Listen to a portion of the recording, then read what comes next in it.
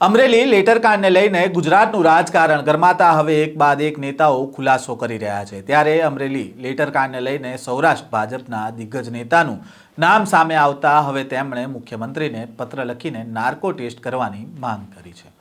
વૈષ્ણવજન તો તેને કહીએ જે પીડ પરાઈ જાનાને રે।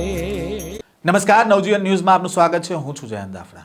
અમરેલીમાં તાલુકા પંચાયત પ્રમુખ કિશોર કાનપરિયાના નામવાળો લેટર પેડ એક સોશિયલ મીડિયામાં વાયરલ કરાયો હતો અને આ મામલે કાનપરિયાએ પોલીસમાં ફરિયાદ કરી હતી અને કેન્દ્રીય મંત્રી CR પાટીલને પત્ર લખીને ઘટના અંગે જાણકારી આપી હતી।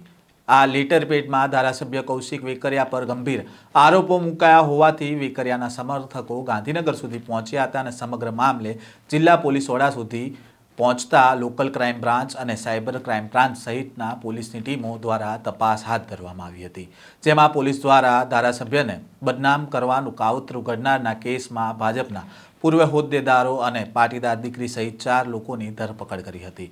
જો કે ધરપકડ કરાયેલી પાટીદાર યુવતીને 3 જાન્યુઆરીના રોજ જામીન મળ્યા હતા અને ત્યારબાદ જેલ મુક્ત થતાં પાટીદાર યુવતીએ પત્રકાર પરિષદ યોજીને પોલીસ પર આક્ષેપો લગાવ્યા હતા। અમરેલીના બહુચર્ચિત લેટરકાંડ મુદ્દે બાકી રહેલા 3 આરોપીઓ જામીન પર મુક્ત થતાં અમરેલી લેટરકાંડ મુદ્દે પૂર્વ યુવા પ્રમુખ મનીષ વઘાસિયા, અશોક માંગરોળિયા અને જીતુ ખાતરા દ્વારા જસવંતગઢ ખાતે એક પત્રકાર પરિષદ યોજી હતી અને કેટલાક ચોંકાવનારા ખુલાસા કર્યા હતા। આ દરમિયાન મનીષ વઘાસિયાએ કહ્યું હતું કે પોલીસે તેને માર્યો અને રિકન્સ્ટ્રક્શનમાં કૌશિક વેકરિયાના PA સહિતના લોકોની હાજરી હતી। પોલીસ અમને પૂછપરછ માટે લઈ ગઈ હતી, જ્યાં અમને પૂછવામાં આવ્યું હતું કે ઘટના પાછળ શું દિલીપ સાંઘાણી, મુકેશ સાંઘાણી અને નારંગ કાછડિયા હતા।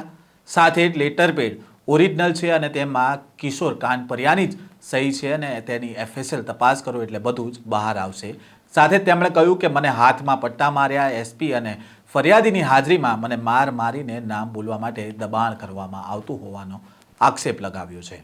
મનીષ વઘાસિયાની પત્રકાર પરિષદ બાદ આજે દિલીપ સાંઘાણીએ મુખ્યમંત્રી ભૂપેન્દ્ર પટેલને પત્ર લખ્યો છે અને પત્રમાં લખવામાં આવ્યું છે કે અમરેલીના તાજેતરના બનાવ અંગે ઇલેક્ટ્રોનિક્સ તથા પ્રિન્ટ મીડિયાના અહેવાલથી મને જાણ થયેલ કે અમરેલી તાલુકા પંચાયતના પ્રમુખ કિશોર કાનપરિયા દ્વારા પોલીસમાં ફરિયાદ દાખલ કરેલ, તેમાં અમરેલી પોલીસ દ્વારા અમરેલી તાલુક ભાજપના પૂર્વ પ્રમુખ મનીષ વઘાસિયા, એક મહિલા સહિત કુલ 4 વ્યક્તિની ધરપકડ કરાઈ હતી અને જ્યારે તેઓ પોલીસ કસ્ટડીમાં હતા ત્યારે તેઓને મારીને કિશોર કાનપરિયાના કહેવાતા આ પત્ર લખવા માટે મારું તથા અન્ય ભાજપના આગેવાનોના નામ આપવા દબાણ કરેલ તેવી હકીકત મનીષ વઘાસિયાએ પ્રેસ કોન્ફરન્સમાં જણાવી હતી, જે મીડિયાના માધ્યમથી જોયેલ અને જે અત્યંત ગંભીર બાબત કહી શકાય।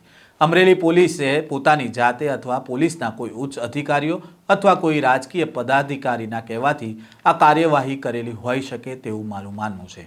વધુમાં કોઈ સામાન્ય વ્યક્તિના ઇશારે પોલીસ આ પ્રકારનું કૃત્ય ન જ કરે। આ કેસમાં કહેવાતા સાચા કે ખોટા પત્ર સાથે મારે કોઈ જ લેવા દેવા નથી। આ બાબતે સત્યતા બહાર લાવવા હું પોતે નાર્કો ટેસ્ટ કરવા તૈયાર છું, તેમજ ફરિયાદી અને આ કેસ સાથે જોડાયેલા અન્ય 2-4 વ્યક્તિના પણ નાર્કો ટેસ્ટ થવા જોઈએ, જેથી વાસ્તવિક હકીકત સુધી પહોંચવામાં સરળતા રહે। સરકાર પોલીસની ગેરકાયદેસર રાત્રે મહિલાની ધરપકડ છાવરે છે તે હકીકત ખોટી છે। સરકાર સત્યતા બહાર લાવવા માટે તમામ પ્રકારની કાનૂની કાર્યવાહી કરી રહી છે, તે હકીકતની લોકોને પ્રતીત કરાવવી જરૂરી છે। જે ગંભીરતાને જોતા આ કેસની તપાસ હાઈકોર્ટના સિટિંગ અથવા નિવૃત્ત જજ દ્વારા તપાસ કરવામાં આવે તેવી મારી માંગણી છે। આમ ભાજપના નેતાએ અમરેલી લેટરકાંડ મુદ્દે મુખ્યમંત્રીને પત્ર લખીને ખુલાસો કર્યો છે અને લેટરકાંડમાં તેમને કોઈ જ લેવા દેવા નથી તેવું તેમણે જણાવ્યું છે। આ કેસ સાથે જોડાયેલા લોકોના નાર્કો ટેસ્ટની પણ માંગ તેમણે કરી છે। હવે આ નેતાઓના નાર્કો ટેસ્ટ થાય તો હકીકત શું સામે આવશે તે તો સમયે જ ખબર પડશે। વધુ સમાચારો સાથે ફરી મળીશું, ત્યાં સુધી નવજીવન ન્યૂઝ સાથે જોડાયેલા રહેજો। વૈષ્ણવજન તો તેને કહીએ જે